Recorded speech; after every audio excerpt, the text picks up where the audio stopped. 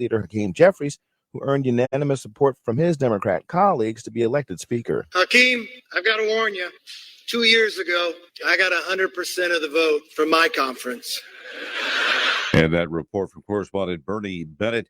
America's employers added 223,000 jobs in December. Last month's growth amounted to the lowest monthly increase in 2 years. It's also a sign that while the economy remains healthy, the Federal Reserve may still have to raise interest rates aggressively to slow growth and cool inflation. The unemployment rate fell to 3.5%. It's correspondent Jeremy House reporting. And this is SRN News. WTBN Pinellas Park, WTWD Plant City, WLCC Brandon. Faith Talk Tampa, online at letstalkfaith.com or listen on TuneIn and Odyssey. Evangelism is growing in France. Here's Michael Harrington. The National Council of Evangelical Christians says there are more than 2,700 other churches in the country today, up from 2,500 5 years ago. In fact, evangelical churches have been opening in France at a rate of 35 each year for decades. Christianity is in decline in France generally, but the surge in evangelicalism suggests the tide could turn at some point in the future. The Assemblies of God accounts for the largest share of evangelical churches. Michael Harrington, SRN News. Small Christian communities in northern Syria say the Turkish army has been raiding across the border for months now. Turkey says the actions are necessary to deal with rebels. Christians are at ground zero and suffering in the conflict. Since November, Turkish forces have been attacking important positions of Kurdish-led forces, striking gas sites and some oil sites along the border as part of their incursion.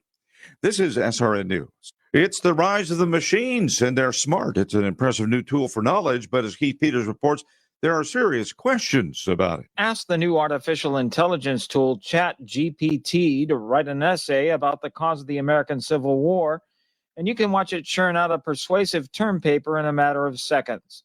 That's one reason why New York City school officials this week started blocking the impressive but controversial writing tool that can generate paragraphs of human-like text. The free tool's been around for just 5 weeks, but it's already raising tough questions about the future of AI in education, the tech industry, and a host of professions. The decision by the largest U.S. school district to restrict the ChatGPT website on school devices and networks could have ripple effects on other schools and teachers scrambling to figure out how to prevent cheating. Keith Peters reporting. You'll find more on these stories at srnnews.com. From Washington, I'm Bob. The following program is sponsored by the law offices of Patrick L. Smith. This is the Attorney Patrick Smith Show. Get ready with your legal questions and call Patrick now.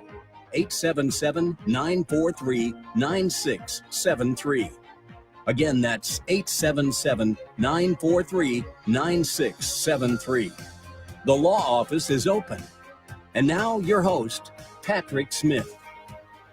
Oh, hi there, and welcome to another edition of the Attorney Patrick Smith Show. I'm your host, Attorney Patrick Smith, and today is Saturday, January 7th, and we will be with you for the next hour to answer your legal questions. So to be part of the show today, feel free to give us a call on our studio lines, 877-943-9673, 877-943-9673, and Brian, the call screener, will get you right on the air with me so that we can give you the very best answer that we can on the show. 877-943-9673. I know that throughout your week, some legal issues popped up, and you certainly had a thought, I need to call a lawyer and find out the answer to that question. So here's your free opportunity to do so, 877-943-9673. And the beauty of live radio is not only do you get the answer to the question, but so does everybody else listening. So they're all going to benefit from you having the courage and bravery to call in and dare to chance live radio. But for those of you not so willing to brave live radio, you can always email your question. That's patrick@attorneypatricksmith.com, patrick@attorneypatricksmith.com. And when I was thinking about this week's monologue topic and what I was going to start the show with, for whatever reason, automobiles have just been on my brain all week. And I think it's for a couple of reasons. One, I've been dealing with this process. We recently purchased a new truck, and we needed to get a spare key so that if the original key is lost, we don't have a multi-ton paperweight sitting in the garage. And I started the process of ordering the key, and it turns into this, okay, we can order you the key. And then the key arrives, and then you find out, well, now we have to cut the key. Okay. So there's that process. And then after the cutting of the key, now we have to program the key. And after you program the key, then you can operate the vehicle with the key. I don't know why in my mind, it just seems simple. It seemed like you just call and you get a new key, right? So I asked my, gorgeous bride of 19 years when I get home yesterday from the dealership and say, this seems so simple. Why is this so difficult? And as usual, she completely nailed it with the one sentence. She said, honey, it's the only thing that starts the car.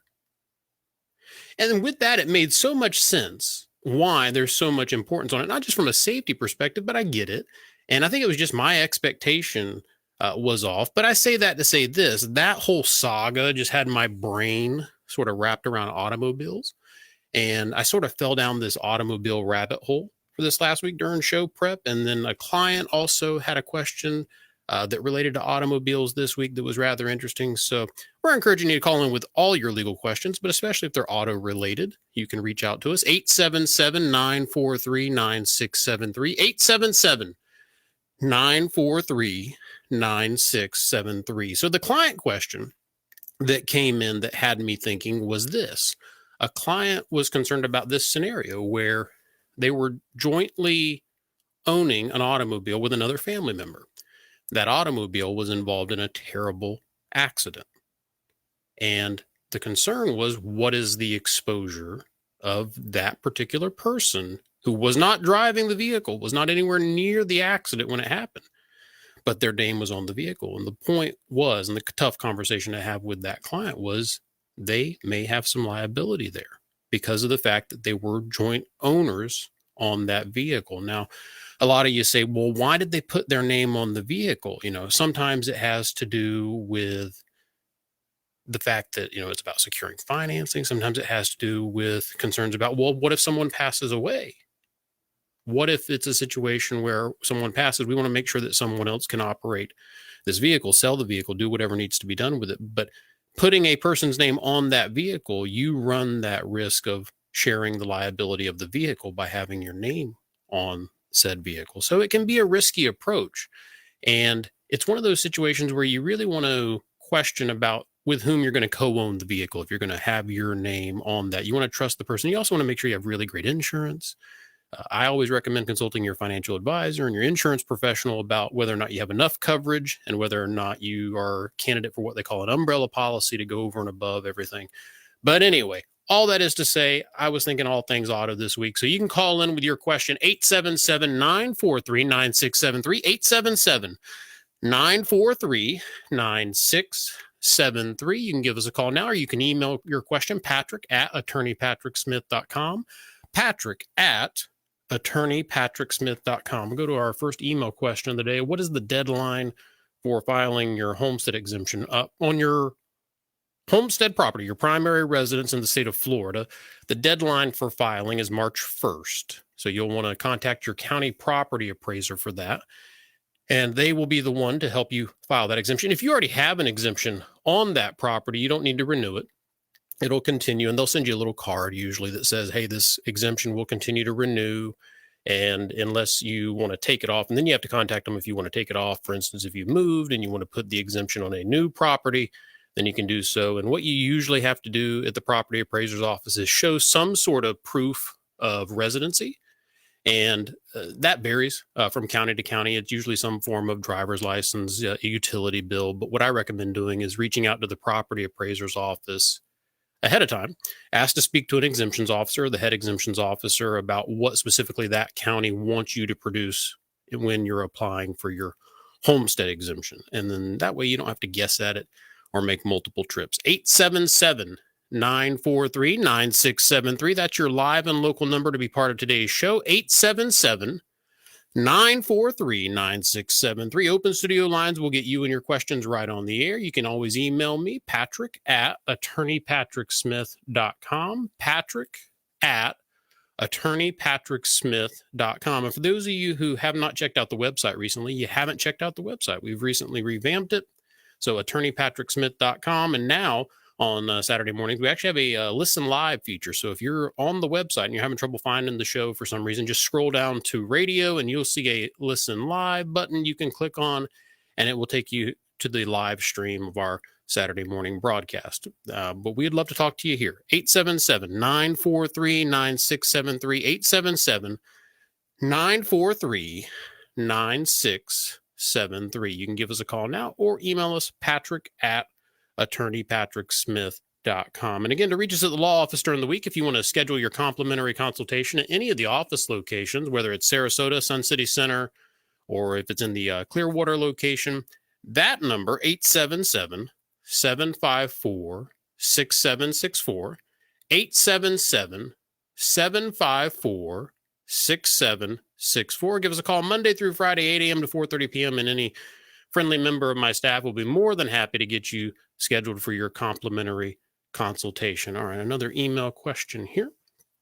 All right, it is, what happens if I get a ticket and I only have my learner's permit? So that's a great question. So first of all, if you only have a learner's permit, you have to have a licensed driver with you while you're operating the vehicle. So you want to make sure you follow that regulation. But if you are convicted of whatever charges were part of that citation, it's actually a year from that date of the conviction before you can sit for your Class E driver's license exam. So you want to make sure, number one, if you get some sort of citation like that, it's probably a good idea to get with your parents and consult with counsel so that you can hopefully avoid that conviction being on your record.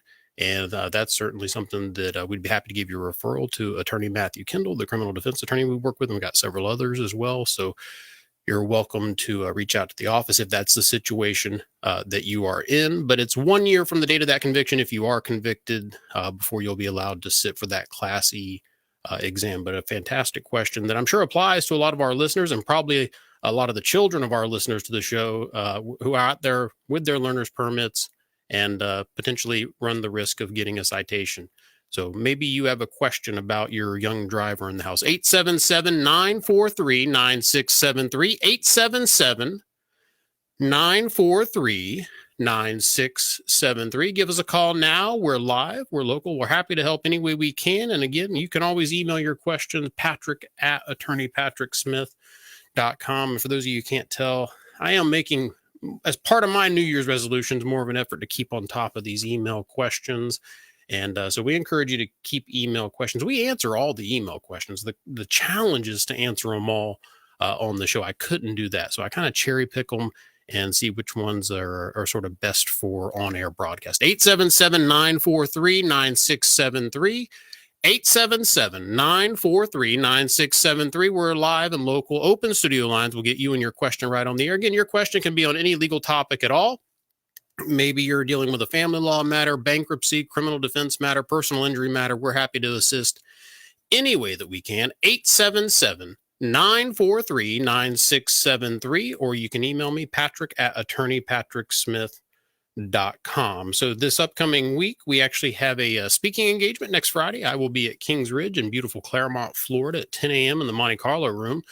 So if you're out in that area, and certainly if you're a resident of Kings Ridge, make sure that you come out and attend. We always have a packed house anytime we present there at Kings Ridge, and always lots of great questions. And as I say about my public speaking, it's the opportunity to speak in front of people that really gives me a chance to learn what's going on with the populace, so to speak, because that Q&A session, I always end every presentation when possible with a Q&A session, because that's when I get an idea of what's on the minds of the people. Of course, we get it every Saturday morning when we talk to you on the air, but in person with participants in the studio or in the program, we actually get a live kind of read on what's weighing on people's minds. So I always look forward to that opportunity. So next Friday, which will be January 13th at 10 a.m. in the Monte Carlo room in Kings Ridge in beautiful Claremont, Florida. If you're in the area, feel free to stop by and be part of that presentation. And if you have a club, group, or organization that needs a speaker, we take this show on the road. So we're happy to go out and speak to your group. And we are booking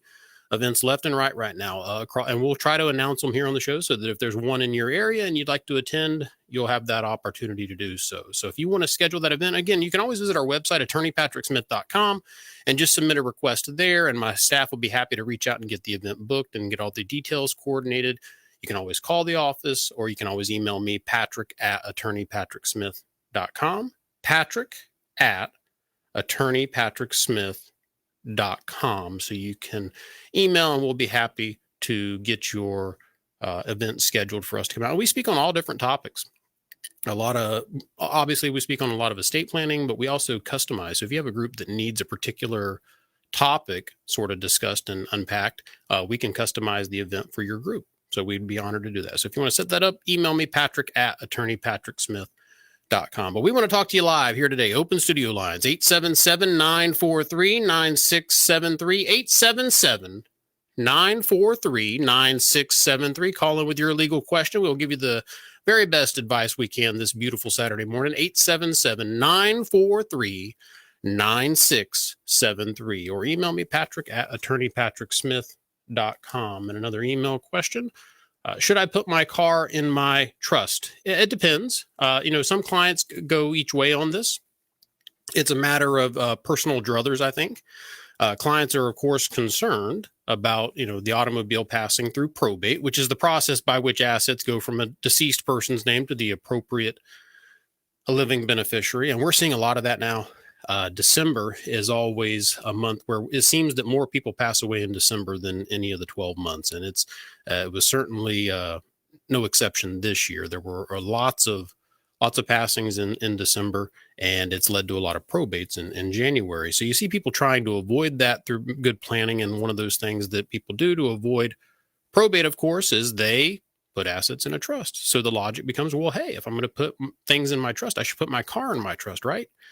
Maybe. And it just depends. And what it depends on is this: whether or not you're comfortable with that automobile exposing the rest of the trust corpus or assets to the liability of that vehicle. Remember how we started the show with talking about a client co-owning a car with another person, and that car is in an accident, and it exposes that co-owner who doesn't drive the car to that liability. It's similar when you own the automobile in the trust.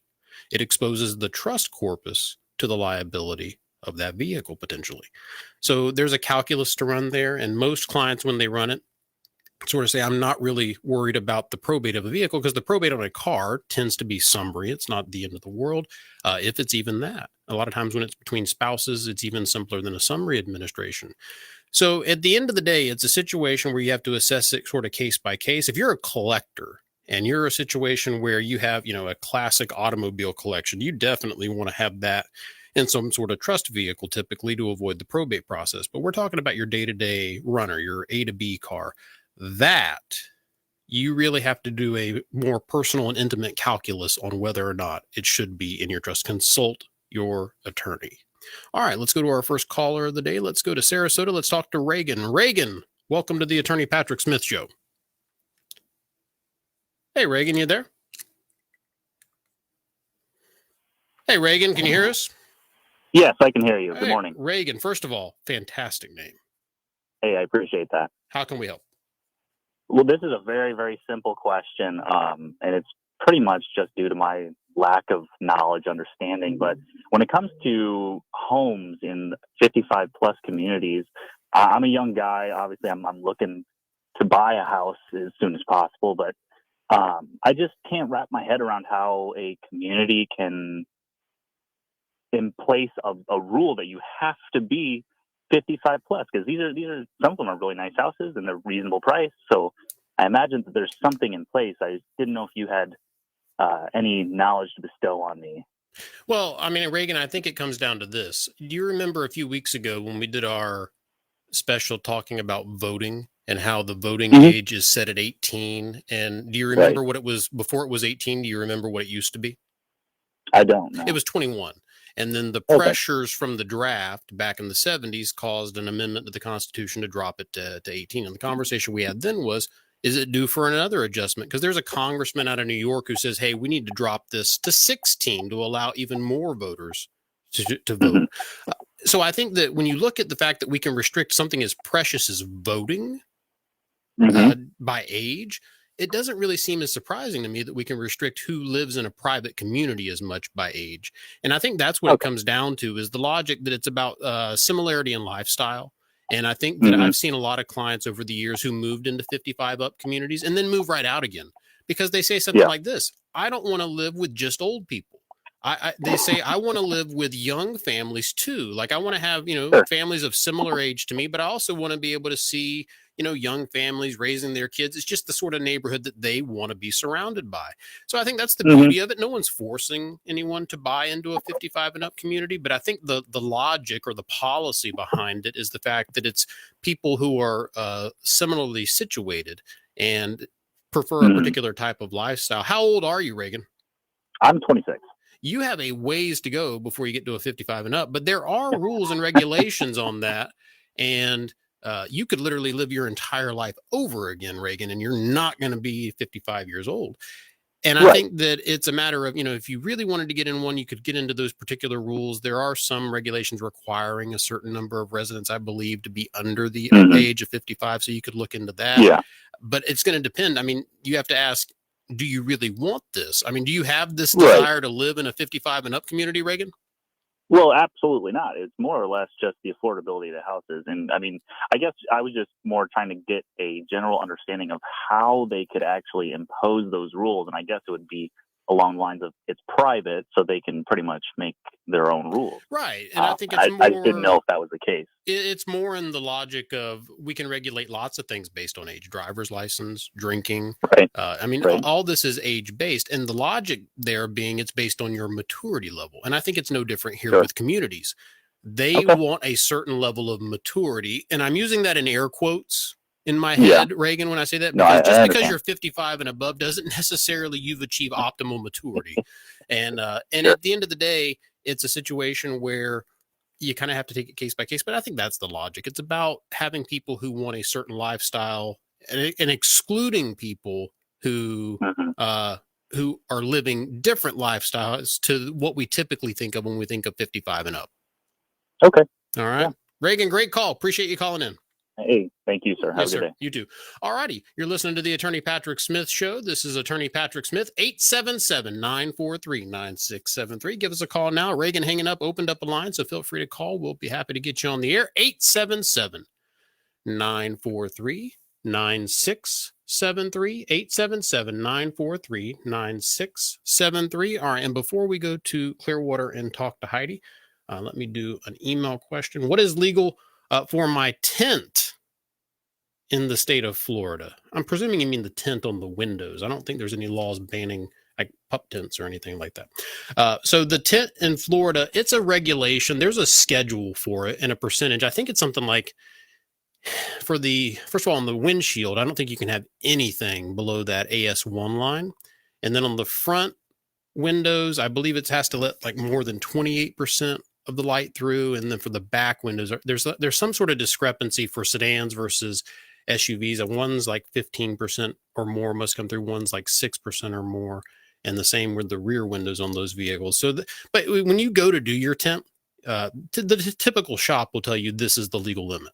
And some people will do darker than that, but you run the risk of getting a ticket if you go beyond that. So know those legal limits, find a reputable shop that knows the legal limits, and then stay within them to keep safe on your tent on your vehicle. That reminds me, I have one that I need to get tinted. So thank you for that email question. 877-943-9673, 877-943-9673, or email me, patrick@attorneypatricksmith.com. All right, let's go to Clearwater. Let's talk to Heidi. Heidi, thank you for your patience. How can we help you today? Hi there. I had a question. My son works for a big company, and a coworker texted him about business on his personal phone, not his work phone. And in this text message, my son put some swear words in there. Don't say the swear words, Heidi, if you don't mind, all right? No, I didn't. Some swear words. But just like two of them. And the coworker went to his boss and turned him in. The boss called him into the office and told him if his manager didn't vouch for him, which he did, he would have been immediately, fired from his job. And they made him sign a contract and put him on probation for 6 months. I'm just wondering if that's legal for them to do since this was a personal fault. Maybe. It depends on a couple of things. Number one, how old your son? My son is 27. Okay. I was hoping you were going to say he's like 15 or something like that, because then we had him dead to right, because someone who's, under the age of 18 can't enter into contract. So it wouldn't have mattered. But he's certainly sui juris, and it's probably a binding agreement. But I want to take a look at it. I'm curious what sort of agreement they had him sign. Did you read it? I did not read it, but they told him if he didn't sign this agreement that he would be fired immediately. Wow. Yeah. So have him get that agreement to me. I'm curious about it. I mean, he definitely needs to review it with an attorney. I'll review it with him free of charge, Heidi, just to make sure he understands what he's agreed to. That's sounds a little bit like a contract of adhesion to me. I mean, it's sort of the casebook example. A contract of adhesion is a take it or leave it contract. There's no room for negotiation. There was no room for Heidi's son in that interaction to say, okay, I'm okay with paragraphs A and B, but can we change C slightly? That wasn't going to go over well. So that's what makes it a contract of adhesion. You either take it or you get fired in that case. And I think that it's worthwhile for a review to see what he's agreed to. Now, general rule in Florida, if you're an employee at will, you can be fired for any reason. I mean, any legitimate reason. They don't have to give you that reason necessarily, but they can let you go. So if you're an employee under a contract, you're going to live and breathe under the four corners doctrine of that agreement you've signed to. So it sounds like he might have been an employee at will originally, and then they had him sign a contract, or was he a contracted employee from day one, Heidi? Do you know? I do not believe that he was a contracted employee. All right. So he was an employee at will, and then subsequent to that, they had him sign a contract. And so I've got to be honest with you, Heidi. I'm fascinated at the opportunity to read this contract, because I'm kind of wondering, is this more like an acknowledgement that he's on probation, or was this like a handwritten deal from the manager so that it seemed punitive to your son? Or what was in this agreement? Did your son ever tell you any of the terms? No, he said that that's all that he said was that he would be fired if he did not sign this contract. We've got to take a look at those things. So yeah, Heidi, have your son get it to me. Have him email it to me, patrick@attorneypatricksmith.com. We'll take a look at it with him and let him know what he agreed to. And if need be, we can introduce him to some labor law attorneys who can point him in the right direction. Okay, yeah, well, he doesn't want to be fired. He loves his job. But well, no one wants to be fired, Heidi. But at the end of the day, it's a matter of knowing what he's agreed to. And the fact that he wasn't given the opportunity to review this with counsel, it was sign this now or get fired. I mean, any reasonable person, even if it's a contract of adhesion, you could have the opportunity to have your attorney review it with you. And he wasn't even given that opportunity. Right, exactly. One of the things I tell people in contract negotiations is I like to employ something called the SONAR strategy, where, SONAR works not by what you send out, but it's by what bounces back that tells you everything you need to know. So I tell people early on in contract negotiations with the other party, even before you engage the attorney, say to them, after they give you the first draft of the agreement, say, okay, well, if my attorney has some thoughts on this after I review it with them, are you willing to consider those? The response you get from the other party to that will tell you everything you need to know about them. A good response is, oh, absolutely. Just have your attorney reach out to ours, and I'm sure we can, discuss any potential changes. What you don't want to hear is something like, well, why do we need attorneys involved? That's a red flag in those situations. And the fact that here he wasn't given the opportunity to have his attorney review a legal contract with him is extremely concerning. Okay. I will talk to him and tell him to send that over to you. All righty, Heidi. What station are you listening on, by the way?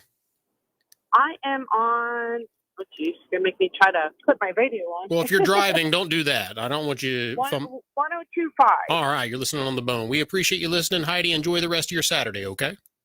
Thank you so much. You as well. All right, bye-bye. All righty, 877-943-9673. 877-943-9673. Heidi hanging up opens up a line. Feel free to give us a call. We'll get you queued up to be in rotation. 877-943-9673 or email me, Patrick@attorneypatricksmith.com. Patrick at attorneypatricksmith.com. All right. Next, we're going to go to a very, very patient Lloyd in Tampa. Lloyd, how are you today? Yeah, hey. I think that woman's son needs an attorney. That's what I think too. Well, that makes two of us, Lloyd. That makes two of us. How can we help you today? I have a question about difference between wills and trusts. Yes, sir. Okay, and I'm involved in this now, and I'm old enough that I'm looking into it for myself as well. And just a general discussion maybe on what's the advantages. I've heard that wills go into probate, they're a disaster, but I haven't seen, I don't know how long it should take to settle a trust, but I'm involved in one where it's taking 6 months, and that seems like a long time to me. So, well, do you have counsel representing you on that particular trust not administration? at this time. Okay. Not at this time, no. So the short version is I am considered. Yeah, trust administrations vary drastically. Some go very quickly and very quietly into the night. And it's a matter of just getting the death certificate, paying the taxes, paying the bills, simple accounting or waiver of accounting, and then you distribute the funds.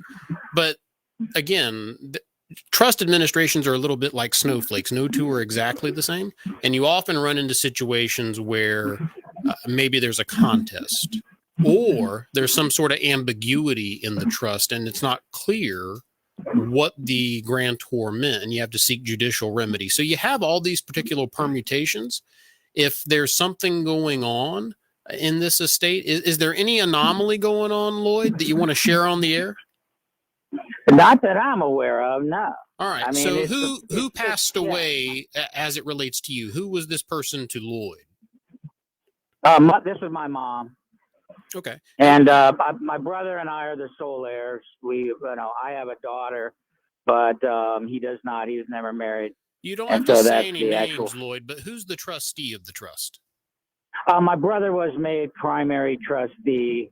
I used to be, but that was changed just because he lived near my parents. All right. But your brother has an attorney representing him, correct?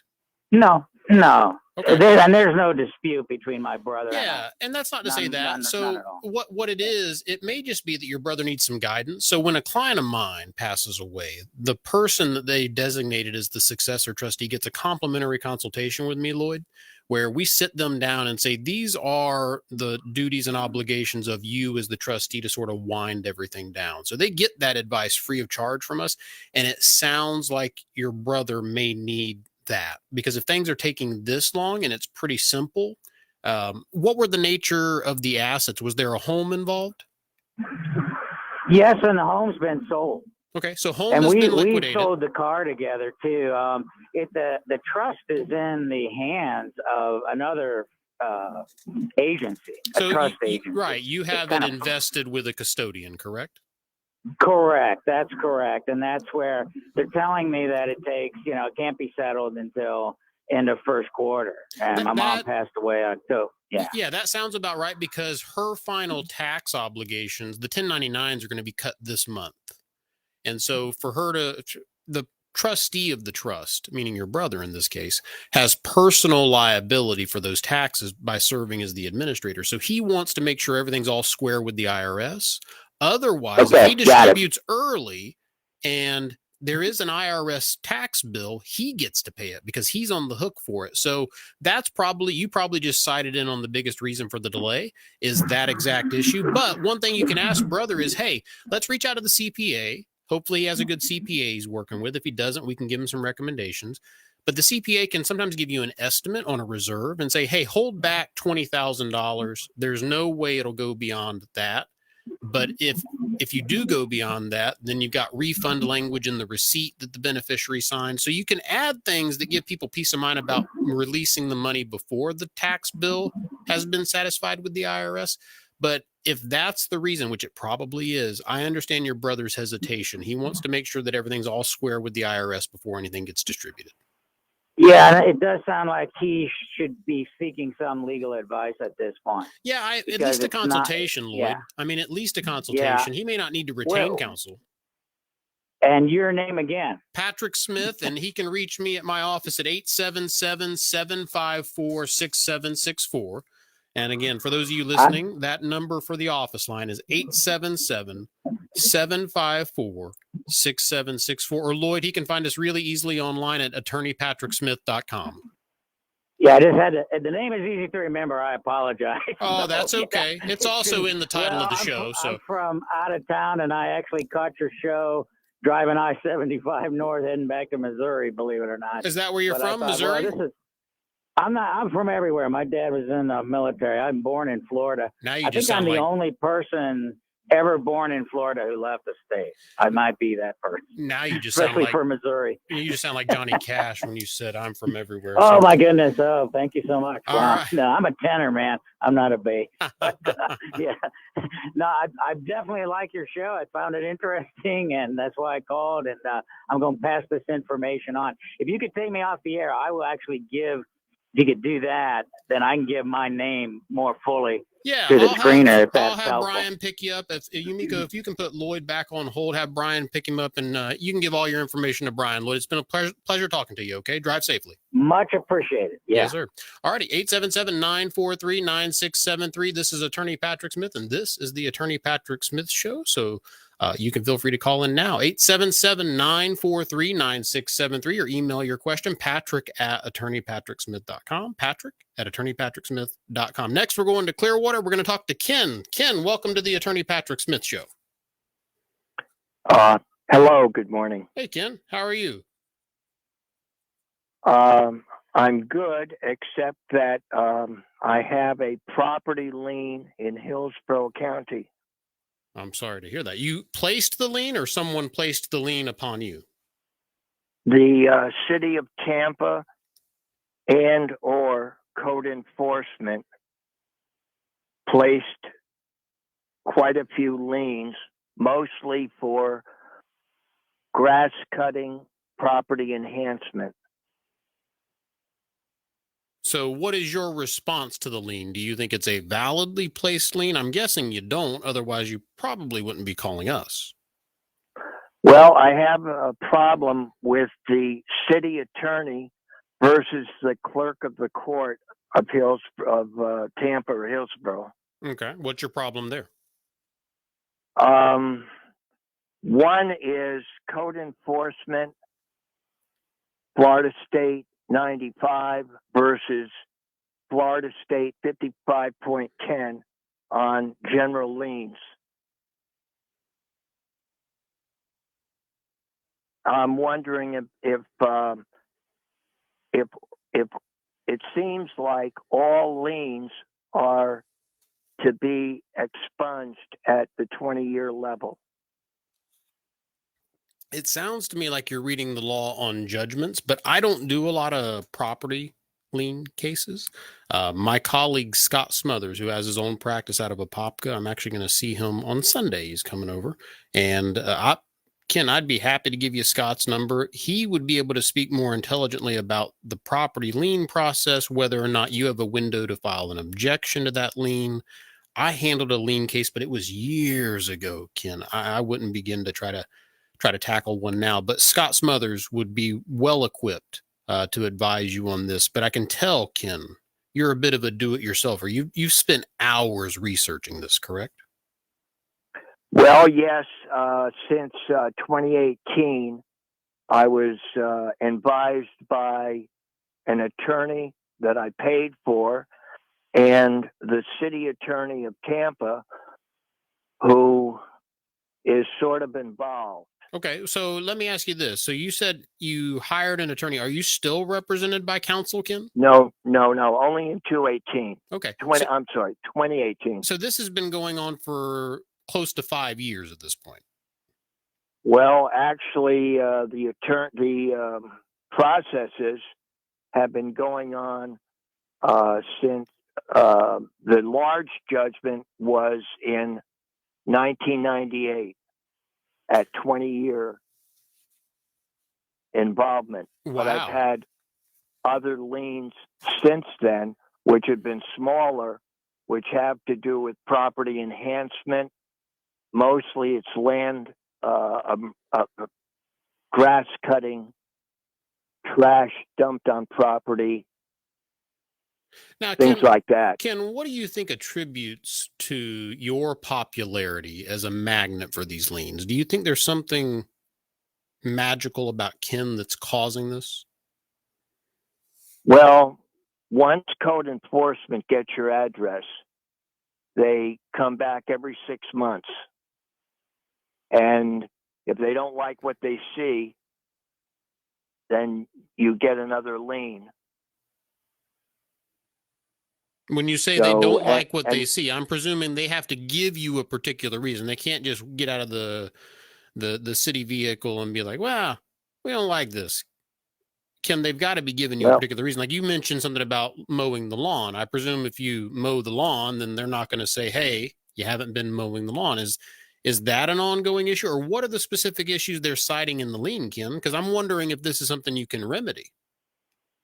Well, it's mostly in the neighborhood when a realtor gets involved in selling property, they make an assessment of the neighborhood. Oh, I see. And you're and that they turn me in as the lot which a neighbor might not want to live next to. They even say though, you're bringing the value of the home sales down. Is that right? Yeah, that's correct. Ah, now we found it. So, I mean, that's what it is. So what about the property? Do you have, is there various debris or vehicles on the property? Like what is the particular, so if I'm your neighbor, Ken, and I look next door, just walking out in my front lawn, what am I going to see? Well, yes. If you go to Google Earth since 2018. Yeah, don't give out your address. Don't, whatever you do, don't do that. You don't want that sort of popularity, Ken. Yes. Okay. But yes, it's been vehicles parked there seemingly overnight, but maybe for a longer time. At least once it was a vehicle that had to be towed, and I was fined $1,000 for that vehicle being towed. Well, someone just dumped a vehicle. Oh, so it wasn't your vehicle. Someone literally just dropped a vehicle on your lot? Yes. Well, you just have bad luck sometimes, Ken, don't you? That's unfortunate. Did you call and report that to the police when someone just dropped a vehicle off on your property and basically trespassed? Well, I don't, because of my age and my eyesight, I'm not driving. And so I have to rely on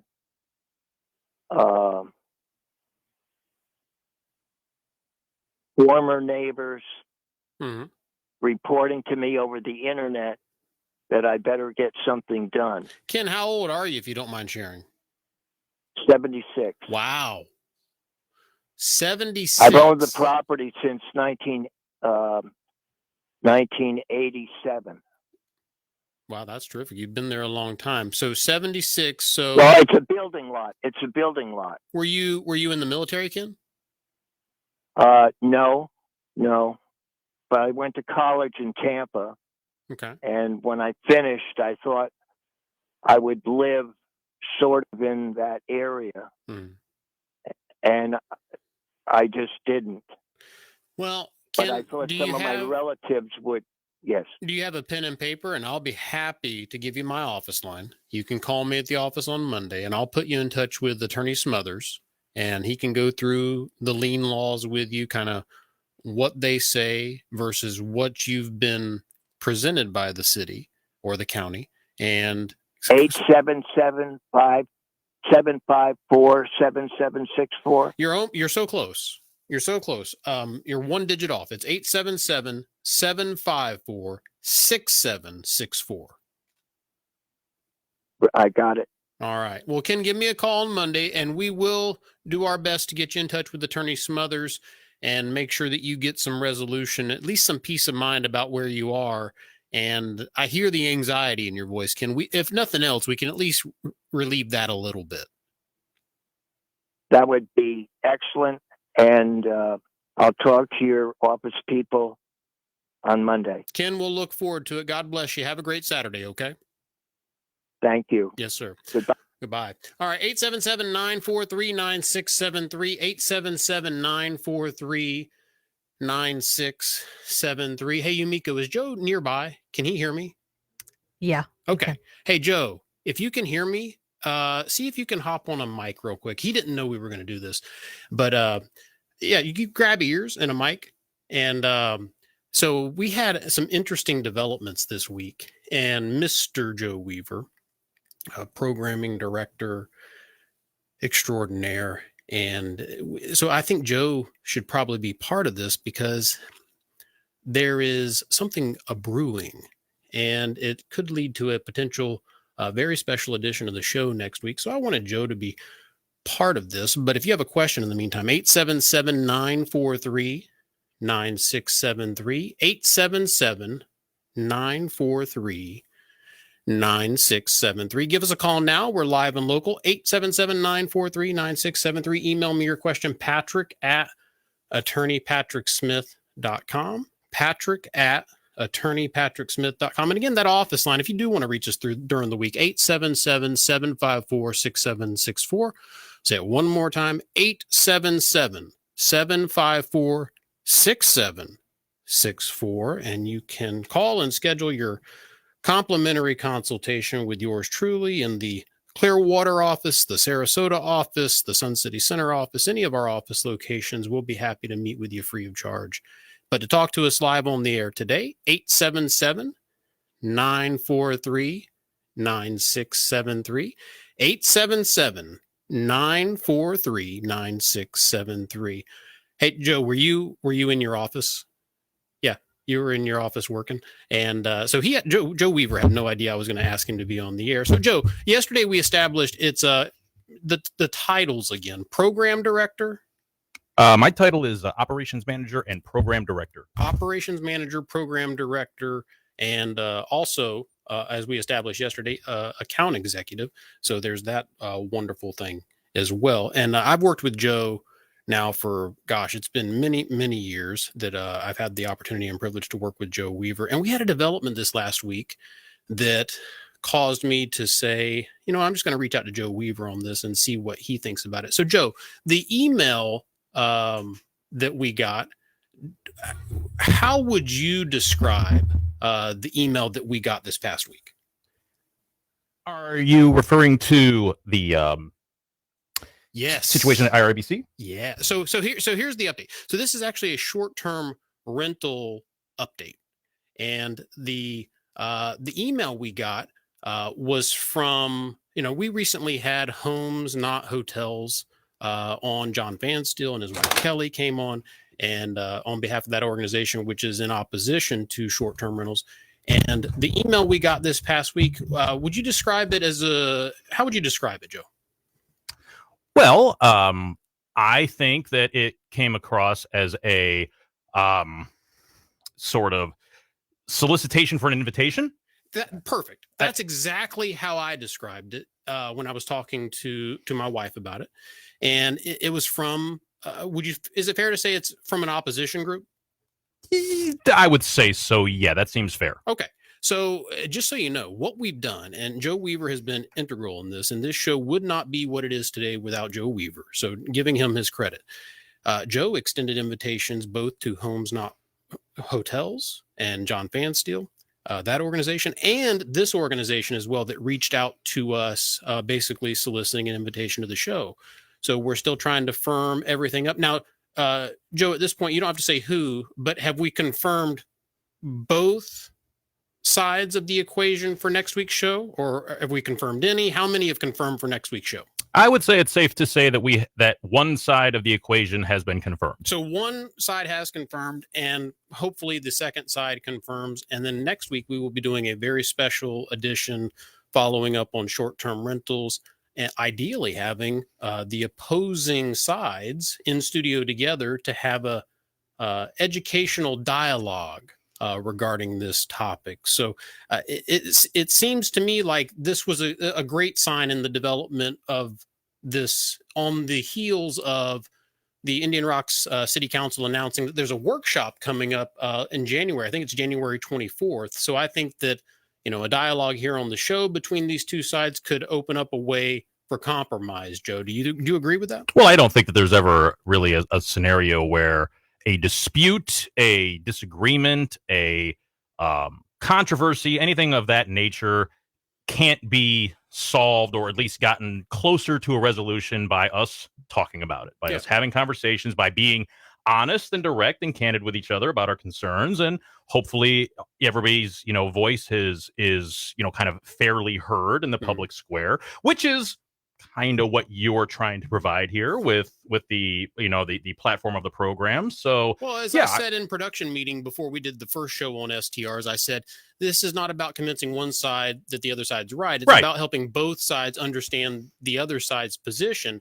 And I think that's what this dialogue will hope. So for those of you out there, tune in to me on social media. At Facebook, it's Attorney Patrick Smith, or on social media, it's at the Attorney Patrick Smith Show. Throughout the week, we will give you updates as we confirmed everyone.